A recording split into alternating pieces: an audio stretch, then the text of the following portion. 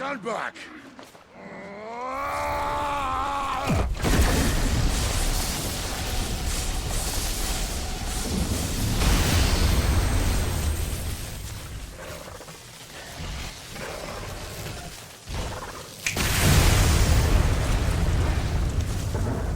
Final Fantasy XVI is a game that took a risk and moved the series in a direction that some liked and others didn't. But did this risk pay off? Let's find out. When it comes to the story, this game is definitely unique. If you played the demo, then you already know in the first couple hours Joshua is killed in the fight against Ifrit, who the player knows is Clive. The queen then betrays the kingdom and lets Rosaria fall, completely ruining everything the king had built. At the end of the demo, we are led to believe that Clive is never going to figure out that he is the second dominant of fire. However, once you jump into the full game, we pick up right after the destruction of Rosaria and go through many events that lead us up to Clive eventually finding out he is the reason that Joshua is dead. Getting to this revelation felt like a journey that after much sacrifice finally paid off. Clive accepting his faults and understanding that he has the ability to atone for them harkens so much with what we go through in real life. Many times we make mistakes and we sit and wallow with regret without realizing that we can always choose to be better, ensuring that we never make the same mistake twice. To my surprise, Clive finding out he's a dominant doesn't even scratch the surface of the plot. Again, I'm going to avoid spoilers, but after moving on from Clive's situation, the story takes a big step forward.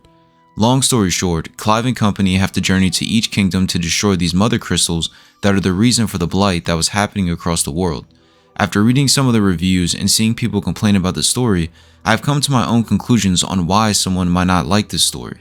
Unlike other Final Fantasy games, if you played the demo, then you know that this game was heavily influenced by Game of Thrones. You can tell just by the setting with all the kingdoms and the time period it takes place in, it just aligns with the world of the popular TV show. If you don't vibe with this setting, then you're not going to like this game at all. In addition, the way everything is explained isn't the best. So trying to understand who all the characters are, who resides in which kingdom, and how they're all connected is easier said than done. Thankfully, there's a great mechanic that fixes this issue later on in the game. And due to the sheer amount of cutscenes, you're going to get a lot of story for a lot of the time you're playing this game. So if you don't like the story, since there's so much of it, you may not like the game. But nonetheless, I thought the story was good, but not perfect. There are many twists and turns that you can expect along the way, but until you reach the end game, it seems like the story is destined to stay on a certain path, until it doesn't. The biggest flaw with the story is that after the high jaw-dropping important moments, the moments after are so low and boring it can take you right out of the experience. To explain, after going through an entire sequence, fighting a boss, and returning back home, you talk with other people regarding what just happened. The dialogue in these conversations just feel meaningless, like they carry no weight and offer no real substance in regards to their story. Because of these highs and lows, it made me feel more enticed to skip the dialogue and just do whatever menial task necessary so I could get to the next story mission. Thankfully, the highs of this game are so high that they overshadowed the lows and didn't ruin the experience for me. In the end, if you can get hooked into this story, then you will gain a better understanding of each character and their importance to the overall plot. Once you realize who the true villain is and what they want to achieve, it makes you even more invested into doing what you need to do to put a stop to him. I can't do this anymore.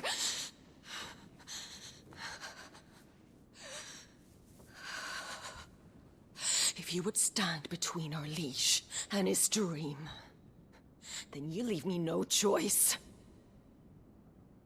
Goodbye, Sidolphus.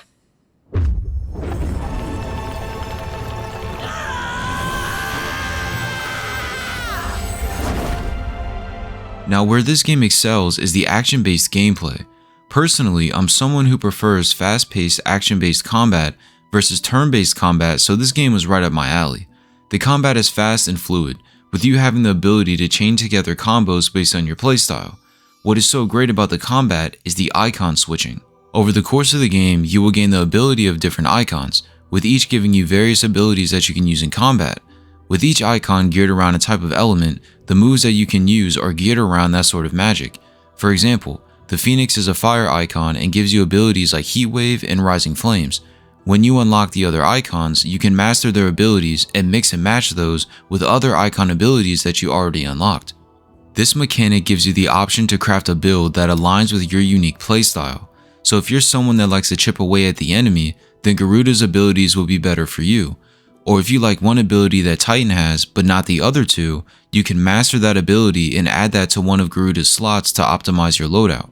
The seamless switching between the icons allows you to create an unlimited combination of moves. If you understand what each move does and when to use them, you can juggle smaller enemies and quickly stagger the large ones, making each combat sequence a lot easier. Even if you're struggling, you can adjust your loadout based on the type of attacks your enemies throw at you, giving you the ability to adapt to every situation instead of being locked into a certain moveset. Just because you can swap the abilities doesn't mean that you can add every single ultimate attack from every icon. The ability points prevent you from adding every single ultimate ability, creating a balance to the combat that actually makes you think about your loadout instead of just spamming one move over and over again. Remember earlier when I said understanding this world can be kinda confusing? Well, the devs implemented a great way to get all of this figured out. Later on in the game, you move to a new hideout and there's a woman there named Vivian. If you visit her, she will explain the state of the realm, which is pretty much what's going on after you complete each main story mission. But what's more useful is this giant character chart that changes as you progress further throughout the story. This chart displays all the notable characters from the game, but has them separated by kingdoms so you know which person resides from where and if they're alive or not. If you just take a couple minutes to look at this chart and read about each character, then the whole world doesn't feel so big and everything just comes together. We shared a dream. I would be the king of the world. She would be my queen. And together, we would rule like the gods we are. But you crushed that dream, ground it into dust. Hear me, Rosefield! You will pay for what you've done. I'll tear you apart with my bare hands! The boss fights in this game are some of the greatest I've ever seen or played in years. Everything from the scale to the sheer epicness was just peak gaming. Yes, there are QTEs which require you to press buttons to create cinematic moments, but they're not overly used to the point where you're just pressing one button to play the whole game. Each boss fight was challenging and forced you to pay attention to your enemy's attack patterns to find an opening that you can take advantage of based on your icon's abilities. You absolutely cannot rush in and attack your opponent because there are too many area of effect attacks that can deal massive damage if you're trying to rush. Choosing the dodge or block can help you craft a game plan no matter which boss you're facing, making every fight much easier to handle. What's unique about these boss fights is the icon versus icon battles. These icon fights essentially feel like you're playing as a Titan from Attack on Titan. Obviously, since you're Clive, you're playing as Ifrit for the majority of these boss fights, but fighting each icon with their unique abilities was an eye-catching experience. In these icon fights, you do literally anything imaginable. You perform melee attacks, use fire abilities, and then during the cinematic clashes, you are summoning giant fireballs, launching giant bombs, firing beam attacks. It's just all so much to take in, it's almost hard to comprehend your first time going through it. These icon battles are really just a mashup of animes like Dragon Ball Z, Attack on Titan, and others. Unfortunately, the side quests hold this game back. There are a lot of them that unlock as soon as you finish story missions, making them seem like a good way to spend your time after an exhausting boss fight. Sadly, most of them are very simple and require you to do the most basic of tasks, like delivering items from point A to point B, serving food, and killing low-level monsters to save townspeople. I went into this game not expecting much in terms of the side quests, but just to be doing things that don't supplement the main story was a little disappointing. The rewards for these quests aren't the best either, and only some of them are worthwhile, giving you items or abilities that will help you later on. There are some good side quests, but knowing which ones are good and which ones aren't is like rolling the dice. Maybe if they were advertised better, it would incentivize you to complete them. Like if you knew that certain quests were high risk or gave you high rewards, and could tell the difference between those and the lesser quests, it might have made me complete more of them. And by the way, if you hate walking from place to place, you can complete a side quest that reunites you with your chocobo, creating another mode of transportation so you can get to each place faster. To my knowledge, this quest isn't necessary, but there are moments where you have to walk far distances, so not having a chocobo would make the trek a whole lot longer. Just a helpful hint in case you're wondering why you have to walk so far from place to place. Something I thought could have been fleshed out more was the weapons that you can get from the shop. Of course, like other Final Fantasy games, you can unlock the most powerful weapon, but over the course of the game, I felt like each weapon didn't stand out from the other. When going to get a new weapon, I would purely just look at the stats and just equip the one with the highest attack. If this game did its weapons more similar to Kingdom Hearts, where each Keyblade has its own stats but certain abilities, this would make me think more about choosing which weapon to bring in the battle.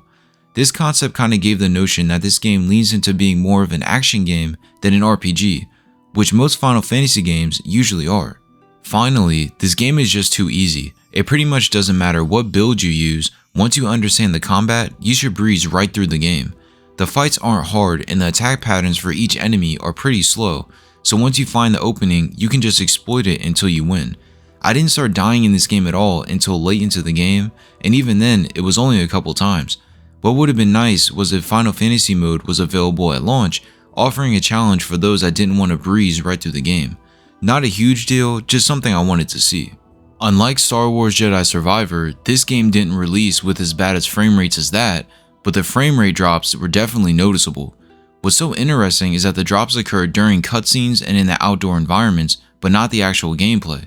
They weren't as jarring as Jedi Survivor, but if those were cleaned up, then the performance mode would have been perfect, because the actual combat felt smooth.